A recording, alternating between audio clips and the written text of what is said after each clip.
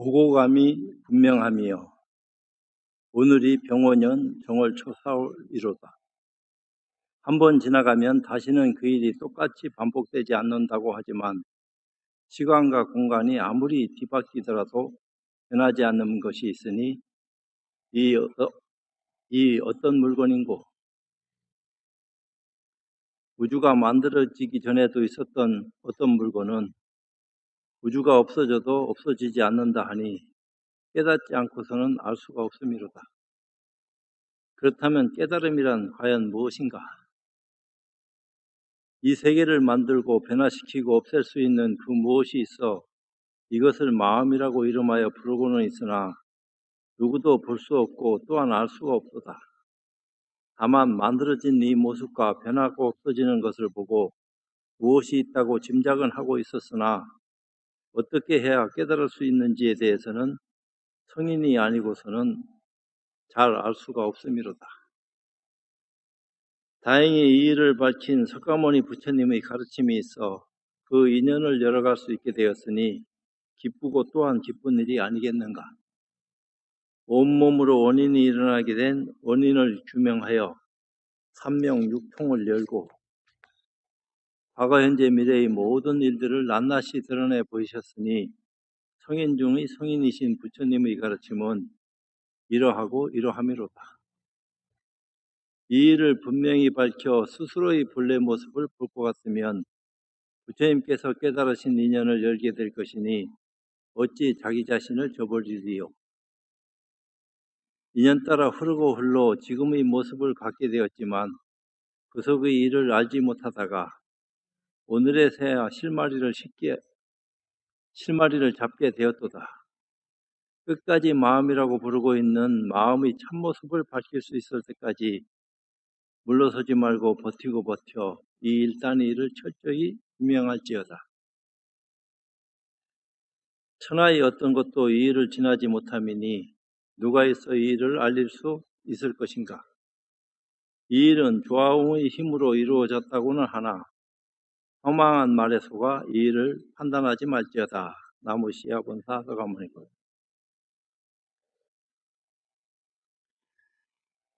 오늘도 명추해요. 마음을 바로 봅시다. 가운데서 이름은 실체가 아니다. 우리는 뭐라고 이름할 수 없는 것을 이름에서 뭐라고 하고 다 붙이고 있어요. 우리도 태어나면서 본래 이름을 가지고 나온 것도 아니야. 부모가 지어주든지 어디 장명소에서 지었든지 인연 있는 누군가가 이름을 지어서 이름을 부르지.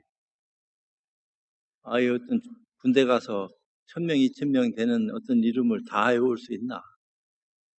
그러니까 막 가로 세로 줄을 세워놓고 거기 따라서 번호를 매겨서 그 번호가 자기 이름이야.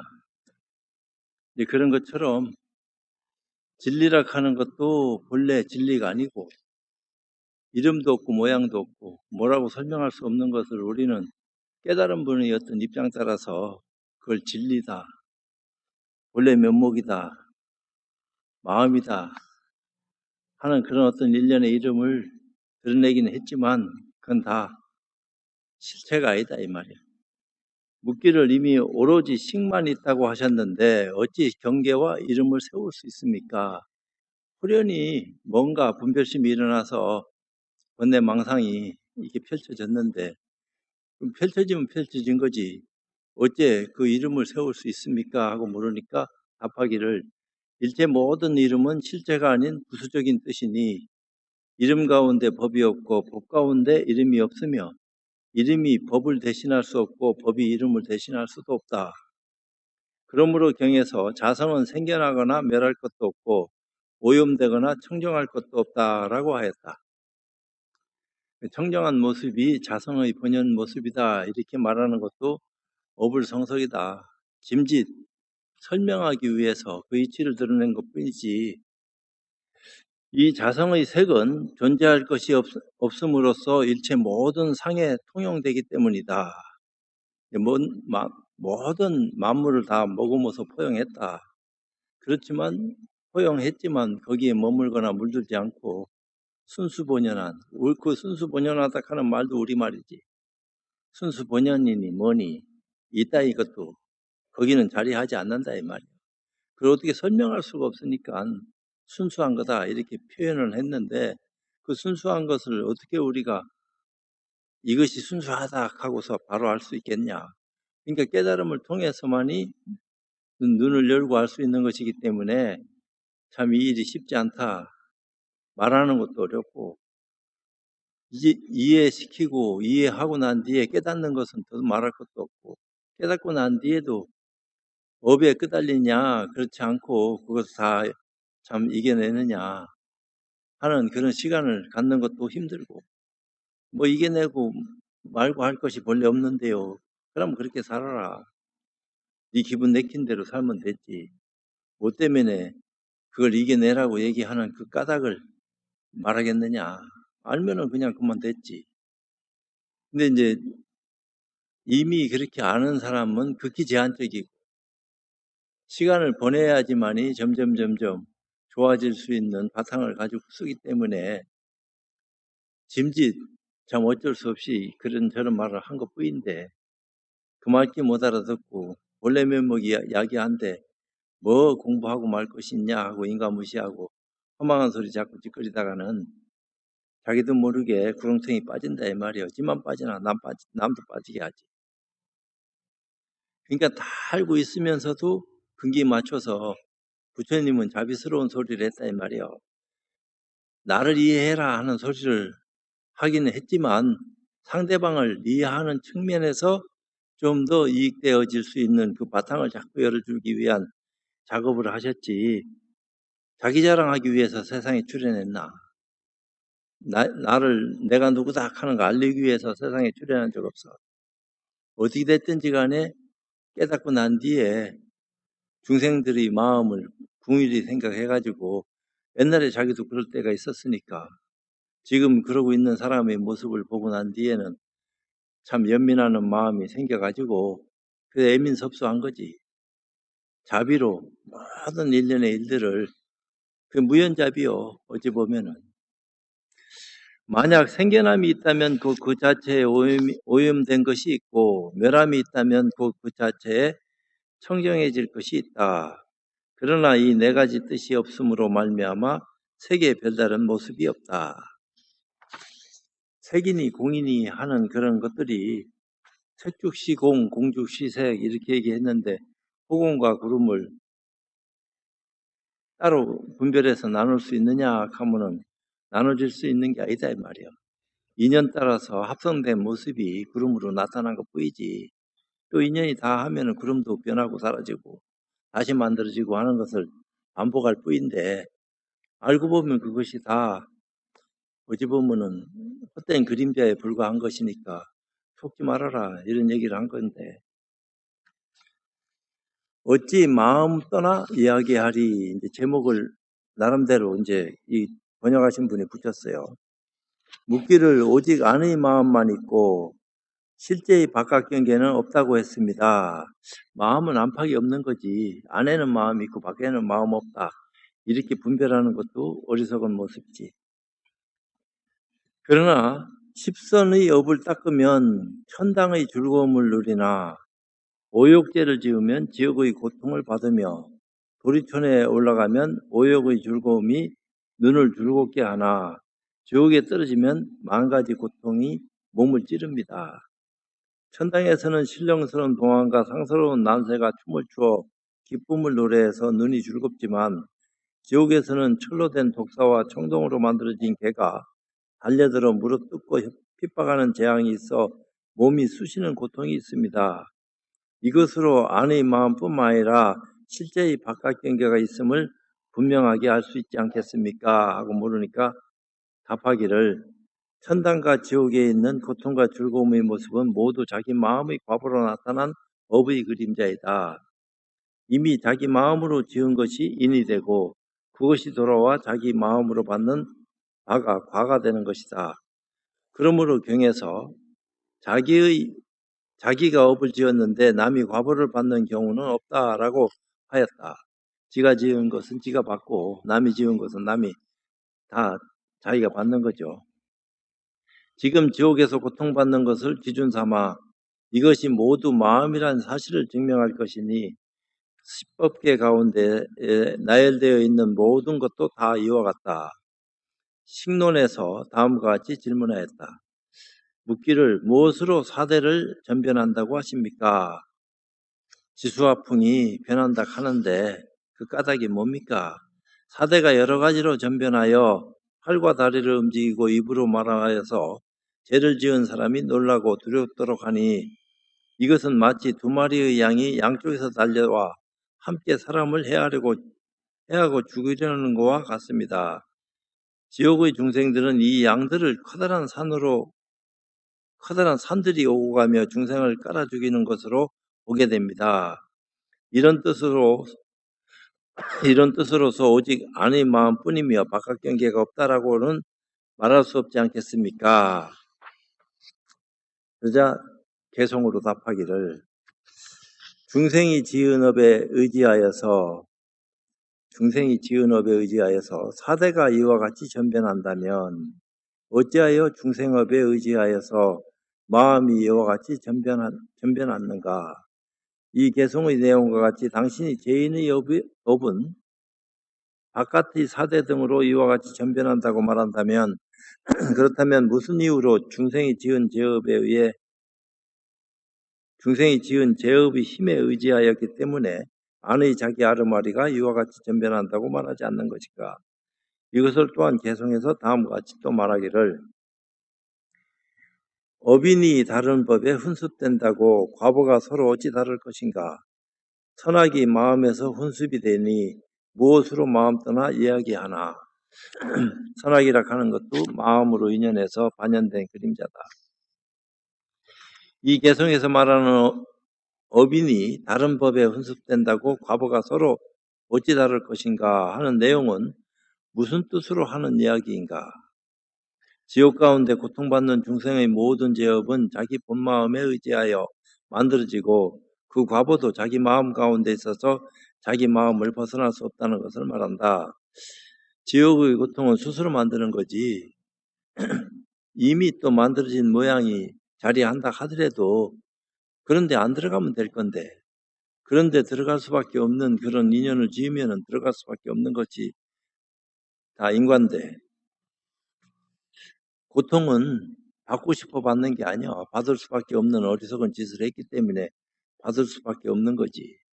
그러니까 받을 수밖에 없는 어리석음을 범하지 않고 고통받지 않는 즐거움을 노래할 수 있는 그런 선업을 행한다면은 왜 악업을 짓고 지옥에 빠져서 고통받는 그런 결과를 우리가 받아들여야 하냐 말이요. 근데 그런 결과를 받을 수밖에 없는 그런 과보를 지니까 그런 과보의 인연으로 고통을 받게 되는 거지. 그러니까 잘 살아야 된다 하는 말을 누누이 하는 건데 어떻게 해야지 잘 사는 겁니까? 지혜롭게 살아야 된다. 그럼 지혜롭게 사는 모습이 뭡니까? 그럼 지혜를 어떻게 해야지 눈뜰 수 있습니까? 이제 그런 거지. 잘 살기 위해서는 지식 분별도 배우고 이해해서 습득해야 되지만 지혜도 체험을 통해서 참 근원을 보고 스스로를 판단할 수 있는 가치 능력을 지닐 수 있을 적에 변화하는 모든 것을 수용할 수 있는 힘을 가지게 되는 거 아니냐. 인과를 벗어날 수 있는 그런 어떤 눈을 뜨기 위해서는 어떤 지혜로운 눈을 가져야 되겠습니까? 그런 지혜로운 눈은 어떻게 해야지 뜰 수 있습니까? 지혜로운 눈을 뜨고 난 뒤에는 우리가 어떤 삶을 살아가야 되겠습니까? 이런 거 묻는 것이 부처님 가르침인데 이러한 뜻으로서 악업이 마음에 훈습하면 그에 상응한 결과로서 고통의 과보를 받게 되는 것이다. 왜냐하면 선과 악의 업을 가지고 아르마리를 훈습하지 바깥의 사대 등을 훈습하는 것이 아니기 때문이다. 그 시기 전변해서 과보받는 거지. 또 전변해서 이 몸뚱아리 받아들인 거고. 그러니까 이제 한 생각 잘못되면은 결과도 잘못되는 게고 한 생각 참 지혜로우면 결과도 좋아지는 건데 이제 몸을 가지고 나온 것은 어쩔 수 없는 거고 과보를 받고 나왔으니까. 근데 받고 나와서 부처님 가르침을 받아들이고 또 결과로서 공부를 하게 되고 공부한 힘으로 내일을 살아가게 되는 어떤 힘을 가질 수 있는 여유가 생겼는데, 그런 기회가 나한테 주어졌을 적에 힘써서 진짜로 5개 10개 지니고 또 보살계 48개를 받아 지니고 또 수행자는 비구 250개, 비구니 348개, 이거 다 받아 지내가지고 법망경에서 얘기하는 것처럼 그 자기 눈을 뜨고 질서를 지킬 것 같으면은 그 눈이 뜬다 하는 것은 법망경이 대승경전이니까 자성을 요달해서 요달한 눈으로 경을 수지하고 그 가치관을 알고 쓸 수 있는 그런 힘을 가질 적에 얘기가 달라지는 거지. 그냥 그걸 몸에 지녔다고 해서 무조건 다 좋아진다 하는 것은 어리석게 가르치는 거지. 뜻 속의 뜻을 소화할 수 있는 안목을 지닐 적에 경이 눈으로 다가와서 그 이치를 알게 되는 거지. 경만 가지고 있다고 해서 이치가 드러나나.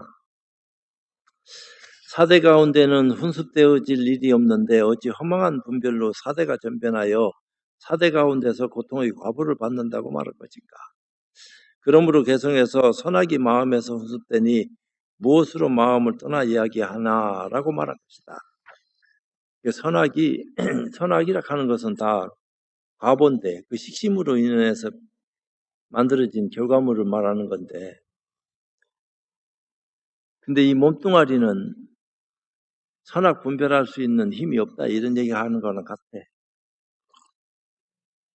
근데 몸을 지탱하고 유지하는 이 12분별할 수 있는 그 인연은 몸과 더불어 함께 마음 쓰고 있지만 죽으면 송장인데 그 발로 찬다고 해서 물론 송장을 차서는 안 되지만 예를 들어서 송장이 아프다 하는 법 봤나? 차는 놈이 아프지. 그러니까 몸뚱아리는 선악하고는 아무 문제 없이 그냥 인연 따라서 그렇게 모양을 쓴 것뿐인데 때가 되면 또 사라지는 거고 우리는 다 나고 죽는데, 근데 선악이라 하는 과보를 받아들이고 쓸 수 있을 적에 이것을 어떻게 잘 조율하느냐. 자기가 운전 잘해서 진짜로 좋은 과보를 받든지 아니면 진짜 더 좋은 어떤 인연을 받기 위해서는 선악을 떠날 수 있는 힘을 가져야지. 늘 선악에 묻혀 살지만 선악을 떠날 수 있는 자제로운 힘을 알고 선악을 쓰는 거하고 모르고 선악에 파묻혀 가지고 정신 못 차리는 거하고 전혀 다른 거 아니겠나. 지옥은 부사이한 업력이 감흥. 묻기를 지옥은 마음이 있는 것이 아닌데 어떻게 움직이고 작용합니까? 지옥 자체에 무슨 마음이 있습니까? 근데 어떻게 움직이고 작용하는 것입니까? 하니까 답하기를 이것은 중생의 부사이한 업력이 감응하는 바로서 죄받을 중생으로 하여금 스스로 이와 같은 일이 벌어지는 것을 보게 한다. 이것은 마치 성거풍이 무정물이더라도 성거풍이라 하는 것은 유정세간이 만들어질 때 일어나는 바람이 성거풍인데 처음 이제 만들어지는 바람이 무정물이더라도 능히 중생의 세간을 만들 수 있는 것과 같고, 그러니까 모든 세간이 바람에 의해서 이루어졌다 하고 경전에서는 이 세상의 시작이 뭡니까? 바람이 일었다. 이렇게 얘기했으니까 그게 그 업이 만들어지면서 변화하고 성주 개공할 때 성이 이루어지기 시작한 거지. 다시 공으로 돌아가는 거고 공에서 성으로 다시 나오는 거고, 생각이 없는 자석이 철을 움직이게 하는 것과도 같다. 설사 중생이 육도에 윤회하여 좋은 곳에 올라가고 나쁜 곳에 떨어진다 해도 사실은 그 주재하는 자가 없어 사람과 법이 다 함께 공한 것이다. 주재하는 것이 무엇이 주재하나 하고 그 존재 가치를 찾는다 해서라도 이것이다 하고 꼭 집어서 얘기할 수 있는 그런 어떤 그게 없다 이 말이요. 어떤 사실을 주재할 수 있는 자가 있다 하면은 진리가 아니야. 근데 있다 하는 가설을 만들어 놓고 거기에 빠지도록 얘기할 수는 있겠지. 방편으로 그렇게 할 수 있으면 몰라도 방편이 아닌 진실로서 그것이 옳다고 얘기한다 하면은 그거는 잘못된 가치를 얘기하는 것이기 때문에 타 종교들은 그렇게 얘기하는 경우가 많이 있어요. 뭘 하나를 만들어 놓고 불교도 만들어 놨지 않습니까? 부처, 마음 이런 거 어쩔 수 없이 이름 붙여서 만들어 놓은 것 뿐이지 실상은 없다 이 말이에요. 그건 이름이 그렇다 하는 것도 아니고 원래부터 이름이 없었던 건데 그걸 설명하고 알리기 위해서는 우리가 누구다 하는 것을 알리기 위해서는 수불스님 이렇게 이름 붙여놓듯이 그것 또한 그렇게 이름 붙여진 거랑 같다 이 말이야. 본래는 이름도 없어 모양도 없고 뭐라고 설명할 수 없는 것을 알 수는 없는데 그것을 깨달은 성인이 그것을 알게 하기 위한 장치된 수단으로 84,000 방편을 설했다 이 말이요. 그러니까 경전이 다 방편설인데 그 방편설을 가지고 진실이 무엇인지에 대한 규명을 할 수 있는 원인을 찾는 거지. 그러므로 예수님은 가고 오는 것이 끝이 없으나 움직임과 고요함의 근원은 하나이다. 움직임과 고요함이라 하는 것은 둘이 아니다. 뭔가 공한 데서부터 비롯된 것이기 때문에 모든 묘한 이치를 품고도 남음이 있고 말과 생각을 벗어난 혼출함은 오직 법계 뿐일진저라고 말하였다. 법계라 하는 것은 시작도 없고 끝도 없어요. 시작과 끝이 동시다, 무시무종이다 이런 얘기를 한 거예요. 진리의 그 시간과 공간 개념이라 하는 것은 무시무종이야. 시작과 끝이 동시다. 그렇지만 그 동시인 자리에서 천변만화에서 끝도 한도 없이 펼쳐지고 벌어진다. 그러니까 영원한 겁이 만들어졌다 이 말이야. 무한 겁수로 언제부터 비롯됐는지 언제 끝날란지 알 수 없는 그런 긴 세월을 드러내긴 드러냈지만 한생각 돌이켜서 근원을 보니까 신관과 공간이 끊어진 그 모습이 야기하다 이 말이야. 그래서 성품을 자각하는 순간에 시공이 끊어진 자리를 알 수 있는 눈을 떠야지 되지. 안 그럴 것 같으면 끝도 한도 없이 헤맨다. 이 얘기를 하는 거지. 묻기를 무릇하는 행동이 모두 자기 마음이라면 어떻게 살생하는 것이 죄가 됩니까? 왜 그 남을 딴 생명을 죽이는 것이 죄가 된다고 얘기하십니까? 그러니까 한 생각 일으키는 것이 죄다 이 말이요. 사실은 일으키지 않으면은 없앨 것도 없는데 일으키니까 없앨 것도 있게 되가 있는데 일으키더라도 좋은 생각 일으켜라. 나쁜 생각 일으키지 말고 안 일으키면 더 좋지만 이런 얘기를 한 건데 또 일으키고 난 뒤에도 언제 일으켰냐 할 정도로 하루 종일 생각해도 허공에 새가 나르는 것처럼 새가 허공을 하루 종일 날아서도 허공에 무슨 흔적이 있더냐. 하루 종일 분별 생각 일으켰다 하더라도 마음자리에 때묻힌 적이 있느냐. 이런 것을 묻는다 이 말이요. 그런 어떤 힘을 가지고 공부할 수 있는 눈을 떴냐. 그렇지 않고 업이 되는지 안 되는지도 모르고 그냥 망상 피는 대로 끄달려 가느냐. 그러니까 한 생각 일으키는 것이 생이고 한 생각 꺼지는 것이 멸인데 생멸하는 것이 끊없이 이어지는 건데 그게 살생이지 딴 거 뭐 있어. 한 생각 일으키는 순간에 범했다 이 말이요. 죽이는 죄를 범한 건 사실이요. 꼭 어떤 상대방이 뭐가 있어서 남을 죽이는 것도 죽이는 거지만 자기 스스로가 일으키는 생각도 범한 거지. 근데 남을 죽이는 것은 더 많은 큰 죄를 저지른 것이기 때문에 그건 죄 가운데 큰 죄가 되니까 절대로 살생하지 마라. 그 제목 가운데 제1번 제목이 살생하지 말아요. 남의 생명을 끊지 마라. 근데 자기 생명을 끊지 않을 수 있는 힘을 가진 사람들은 남의 생명을 끊을 이유가 뭐 있겠어? 끊어도 대승적인 관계에서 뭐 조절을 하겠지. 전쟁판에서 피차지간에 싸워야 되는데 공부한 사람이라고 해서 총칼 안 들겠나? 그런 일이 안 벌어지면 최고로 좋은 거지만, 그냥 전쟁이 안 일어나는 세상에 태어나서 살다 죽으면은 그거 이상 복된 게 없어. 그 생로병사를 받아들인다 하더라도 기아, 질병, 전쟁, 그러고 천재지변이 없는 그런 세상에 태어나가지고 평생 수행만 잘하다가 또 다른 어떤 세상을 간다면은 그거 이상 좋은 게 어디 있겠어. 근데 그거 다 원하는 바지만 그것도 또 어떤 사람들 입장에서는 재미도 없는 삶을 살다 간다 이렇게 얘기할 거 아니야. 그냥 찌직 뽑고 막 죽이고 살리고 막 하는 그런 어떤 오락 같은 재미가 있어야 되는데 그런 것도 없잖아요. 밋밋하니 아무 재미없는 게 그게 무슨 놈의 사람 사는 거라고 얘기할 수 있겠습니까? 중생 사는 데서는 온갖 차별된 것이 다 그냥 솟구쳐야지. 그런 게 아니다 이 말이야.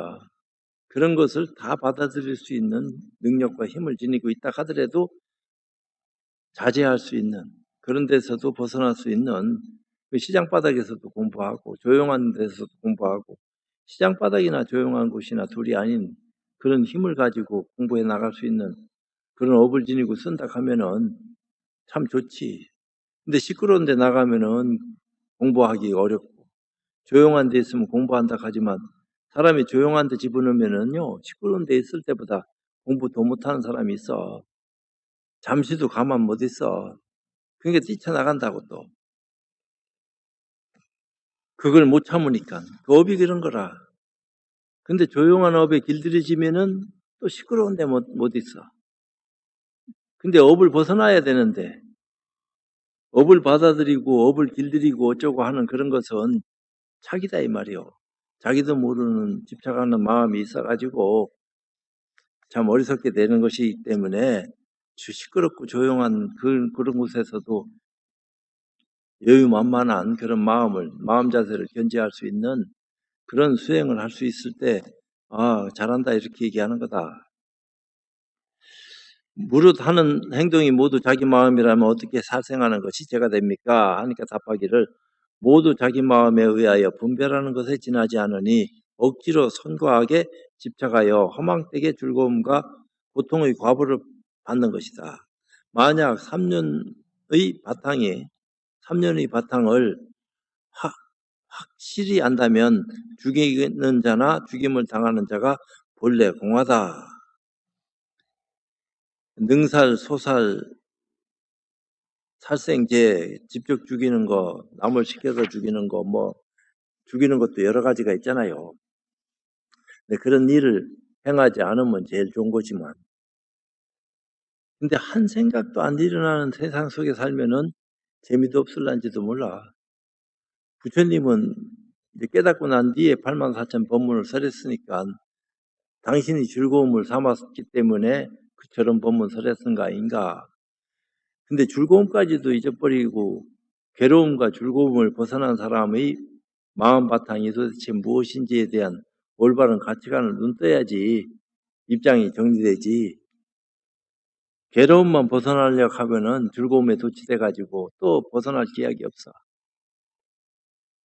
중도 실상의 묘형을 잘 살펴서 괴로움과 즐거움을 모두 벗어던지는 것이 중도구나. 이렇게 오해하고 착각하면 안 돼요. 중도는 그것을 다 머금고 받아들일 수 있는 바탕을 가졌지. 그런 것을 다 멀리 내버리고 절로 가라 하는 마음을 쓰는 게 중도가 아니야.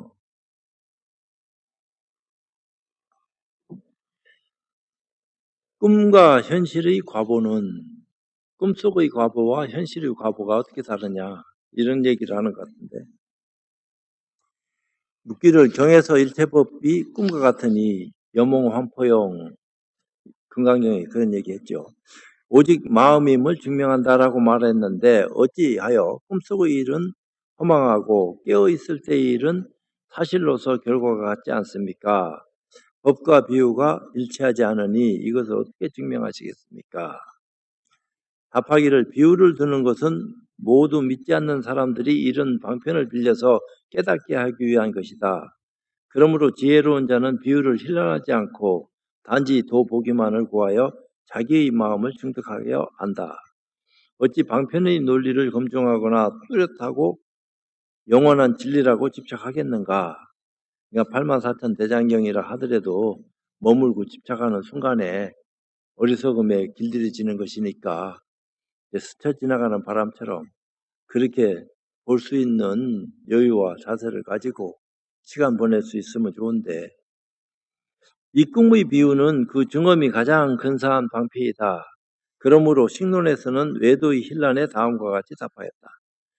너희가 꿈속에서 본 음식의 굶주림과 포만감 및 칼과 막대기와 독약 같은 일들은 다 쓸모없고 꿈께서 깨어나 보는 일들만 전부 유용하다고 하지만 이치가 그렇지 않다. 또한 개성에서 사실 꿈속의 여자는 없는데 몸을 뒤척여 관계를 했네라고 하였으니 이것은 꿈속에서 여자와 관계하여 남자의 정액을 유실했다고 한 것과 같다. 이와 같이 중생도 무시이래로 허망하게 색깔과 맛과 향기 등 외부의 모든 경계를 받아들이지만 일체의 모든 것이 또한 실제가 없으면서 만들어진 것이다. 근본 마음 바탕은 공인데 거기에서 비롯된 참 허망한 그림자를 만들어서 실체처럼 보이게끔 했다는 거야. 묻기를 만약 꿈 가운데서 경계가 없고 또한 깨어나서도 그렇다면 어째서 꿈속과 현실에서 선하고 악한 법을 행하고도 과보를 받거나 받지 않음이 같지 않습니까?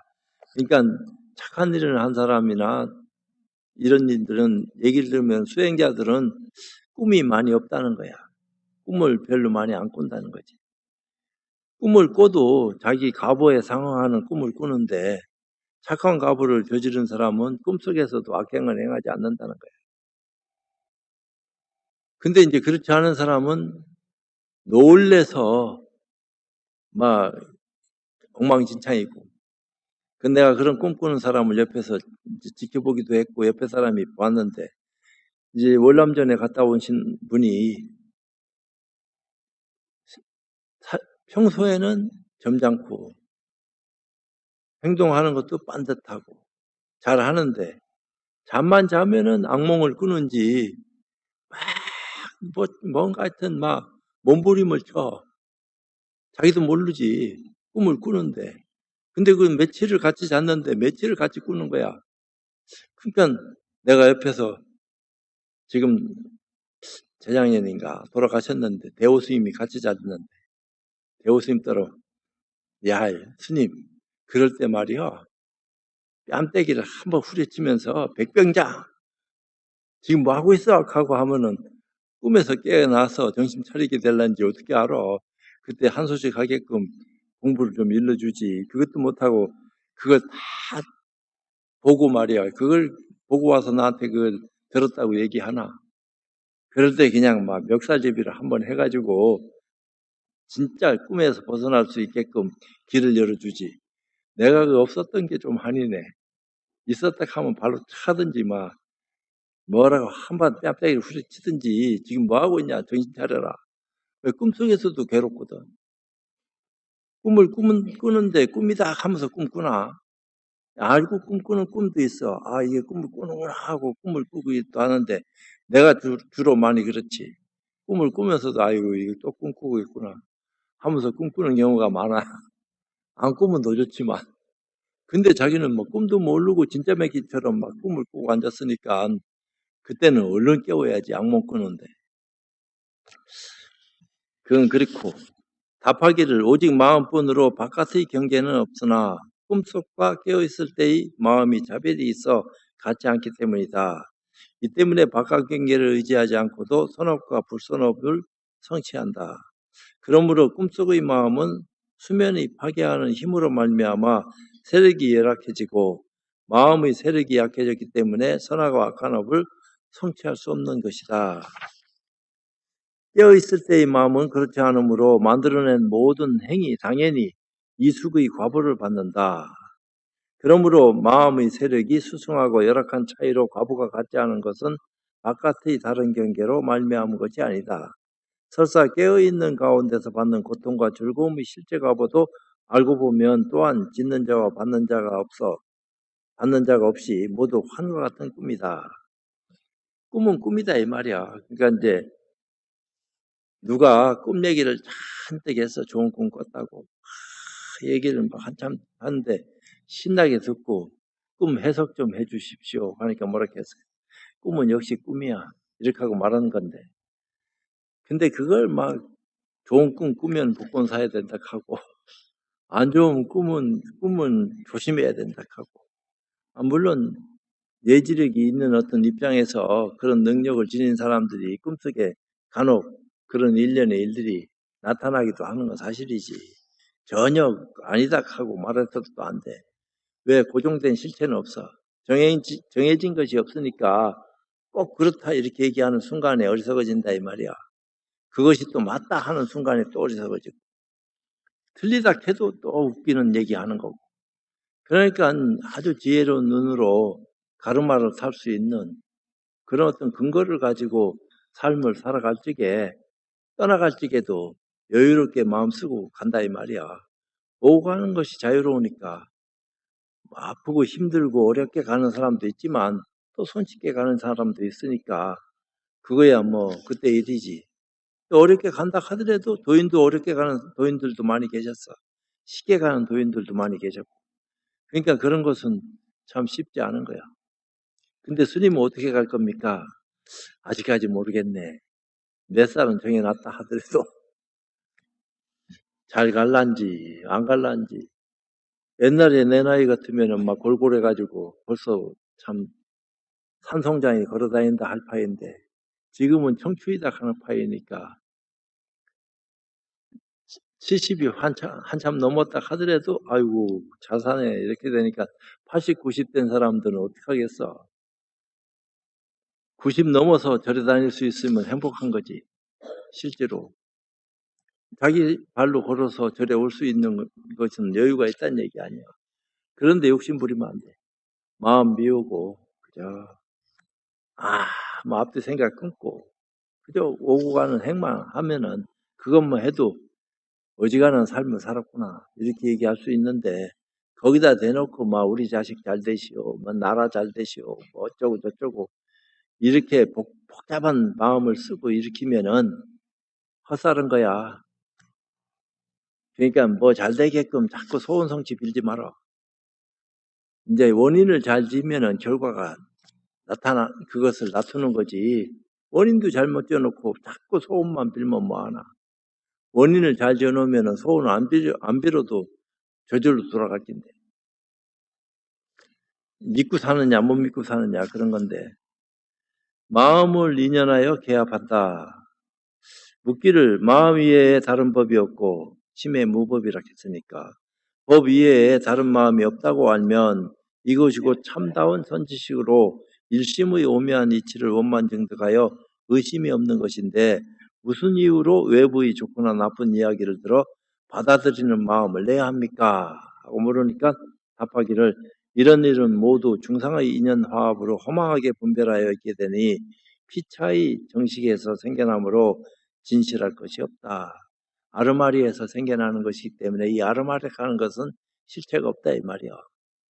다 허망한데 끄달리게 만드는 거지. 그러므로 식론에서 다음과 같이 질문하였다. 묻기를 무엇 때문에 선지식을 만나면 선한 법을 듣고 나쁜 사람을 만나면 악한 법을 듣습니까? 만약 일체의 바깥경계가 없다면 그들이 어떻게 설법할 것이며 그들이 설법하지 않는다면 어떻게 들을 수 있겠습니까? 만약 그들이 설법을 듣지 못한다면 여기서 어떻게 법을 알아들을 수 있겠습니까? 깨닫고 못 깨닫고 하는 거죠. 깨닫고 난 뒤에도 설한 바 없는 법을 들을 수 있는 눈을 가지면은 법을 설하거나 설하지 않거나 관계가 하지 않을 건데, 깨달음이 없으면은 아무리 올바른 법을 설해준다 하더라도 그게 눈에 들어오겠나. 아르마리만 익히고 끝나는 거지. 답하기를 서로같이 증상인으로서 피차의 마음을 인연하여 개합한다. 서로같이 증상인으로서 증상만들이 가지는 뭐 원인을 얘기하는 것 같은데, 일체 중생이 허망한 분별을 가지고서 기억하고 생각하여 상대방이 설하면 내가 듣는다고 하나 실제로 상대방이라는 앞의 경계는 없다. 이러므로 만약 앙카박을 집착하면 곧 마음과 경계가 대체한다. 이것은 오히려 믿음의 문에도 들어가지 못한 것인데 어찌 법을 듣는 마음을 지녔다고 할 수 있겠는가? 이제 법이라 하는 것은 안에 있는 것도 아니고 밖에 있는 것도 아니고 또 안에 있다고도 할 수 있고 없다고도 얘기할 수 있고 이제 온갖 그런 어떤 입장을 얘기하는데 오늘 아침에 내가 흥미로운 얘기를 들었어. 우리 시장한테 야 요새 AI가 뭘 대답을 잘한다 하는데 내가 한번 그거 물어볼 수 있나? 나는 컴맹이라 그런 거 있다 하는 소리는 들었어도 할 줄을 모르는데 대신 좀 해봐라. 뭘 알고 싶습니까? AI가 믿고 싶은 종교가 어떤 거냐고 물어봐라.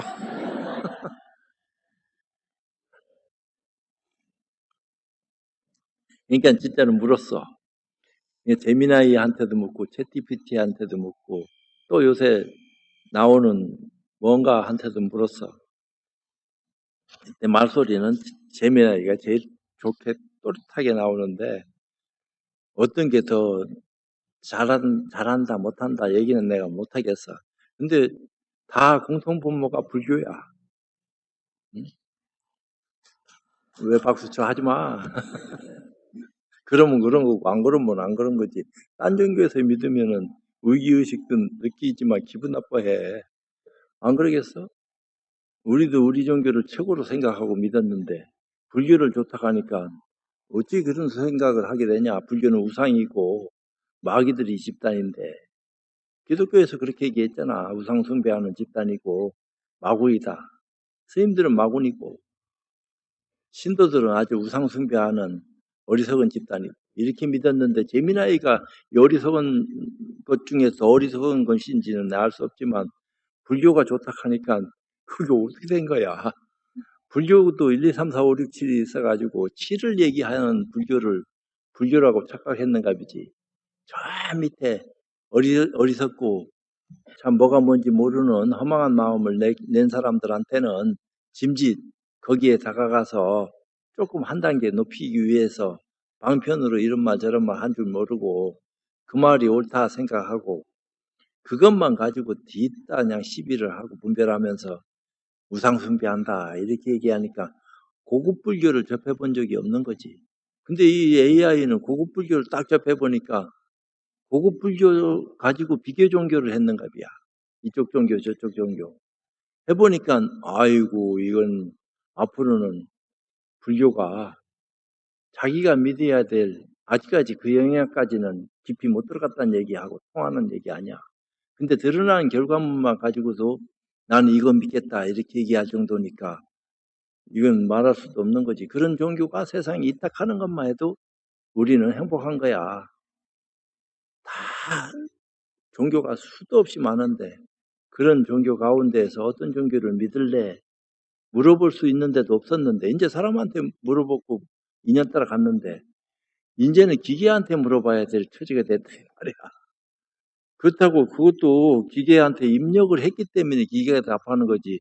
기계 스스로가 그걸 받아들여서 막 얘기하는 그런 수준까지는 지금도 그런 수준에 나아가게끔 만들기 위한 노력을 엄청나게 하는 거지. 사람이 입력 안 시켜도 지 스스로 진화해서 사람들한테 대답할 수 있는 그런 어떤 입장까지 얘기할 수 있는 어떤 근거를 가질 수 있게끔 어느 정도 됐다는 거야, 지금도. 그걸 상용화하느냐, 안 하느냐 하는데 지금 많이 돈 받고 정보를 공유하도록 그렇게 지금 시대가 그렇게 됐잖아요. 무료로 하는 것도 있지만 그거는 이제 한정된 정보고 좀 깊고 넓은 세계에 들어가기 위해서는 자기네들도 금전적인 어떤 돈이 많이 들었으니까 먼저는 뽑아야 될 거 아니야, 회사에서. 그러니까 이제 돈을 받는 거지. 무료가 어디 있어. 돈을 받으면 조금 이제 고급 종교를 접할 수 있는 그런 기회가 우리한테 왔으니까 전문가들은 돈 주고 하더라고. 근데 벌써 재작년에 미산 스님이 우리한테 와서 그걸 막 보여주더라고. 빌려주고. 세상이 이렇게 진화되고 앞서 나가고 있습니다. 그때 거기 모인 스님네들이 한 10명 됐는데 처음 듣고 보는 거니까 깜짝 놀래가지고 이게 뭐요? 하니까 자기는 3만 원 주고 한다고. 지금 얼마짜리인지는 몰라도 나는 안 해봤으니까. 그러면서 그거 해보니까 경전 번역하는 것도 사람 도움 없이 이것만 가지고 이 야를 보조 삼아서 한계는 물론 있겠지만 이제 앞으로 가면 갈수록 더 진화돼가지고 고급 정보를 받아들일 수 있는 기회가 우리한테 오는 것이니까 시대가 바뀌었습니다. 나는 세월 가는지 모르고 살았는데 시대가 바뀌었구나. 바뀐 시대에 또 살아보고 가는 것도 나쁠 것 같지도 않아. 먼저 갔을 것 같으면 지금 시대에 이런 것이 이렇게 행해지고 있는지 어떻게 알아. 사는 데까지 살다 보니까 오늘에 왔는데 오늘 이 순간에 굉장히 앞서가는 얘기를 듣고 저 세상을 가더라도 알고 가는구나. 이 심속에다 입력된 거니까. 모르고 가는 거 하고 알고 가는 삶의 어떤 가치가 전혀 다른 거 아니야. 근데 그것을 이해하고 인정하냐, 부정하냐. 아니면은 인정도 부정도 안 하고 아무것도 모르느냐. 산속에 살면 깜깜무소식이지 그거 알 필요도 뭐 있어. 그런 거지. 근데 이걸 안다고 좋다고 말할 수 있는 거냐? 모른다고 좋지 않다고 말할 수 있는 거냐? 누가 그 가치 판단을 어떤 기준에서 어떤 근거를 가지고 옳다 그러다 할 수 있겠느냐? 아직까지는 그걸 어떤 것이 옳은지 좋은지 그런 얘기를 할 수 있는 단계는 아니지만 조만간에 그런 것도 아마 결론 내릴 수 있는 근거가 우리 가까이 다가오지 않겠나 이런 생각이 많이 들어가지고 이제는 거짓말 못해요. 진짜로 도덕적으로 살아야 되지. 잘못 살았다가는 망신당하는 어떤 망신살 뻗쳐도 할 말 없는 그런 시대에 지금 우리가 살아가고 있으니까 아주 진짜 살얼음 걷듯이 내가 진작 얘기 잘한 거야. 공부를 하고 안 하고 관계없이 살얼음 걷듯이 조심해라. 조심조심 안 하면은 자기가 상처가 입고 난 뒤에는 후회해봐야 소용없다. 상처 입기 전에 입지 않도록 그렇게 유념해서 옳은 인과를 잘 알고 믿고 의지해서 먼 길을 갈 것 같으면은 그보다 더 좋은 곳이 어디겠나. 어느 정도 인과를 받는 것은 각오하고 살아야지. 피할 생각할 수 있나? 피하면 안 해야지. 근데 그 정도 과보는 난 받아도 당당하게 받고 넘어가겠습니다 할 정도 같으면은 책임감 있게 받아들일 수도 있어야지. 뭐든지 다 피하면 되나. 부재할 중생이 있다 하면은 지옥이라도 들어갈 줄 알아야지. 그게 되는 거지. 그런 어떤 입장으로 사는 것이 수행자의 자세지. 근데 여기 계신 우리 도반들은 다 수행자야. 마을에 살아도. 수행자 아닌 사람이 어디 있어. 수행자로서 당당하게 그 자기 소신을 밝히고 길을 갈 수 있는 그런 힘을 가졌으면은 오늘보다는 내일이 더 또렷해야 된다. 그런 힘을 가질 수 있도록 참 다 정진 열심히 잘 해주시기를 바라고 마치도록 하겠습니다.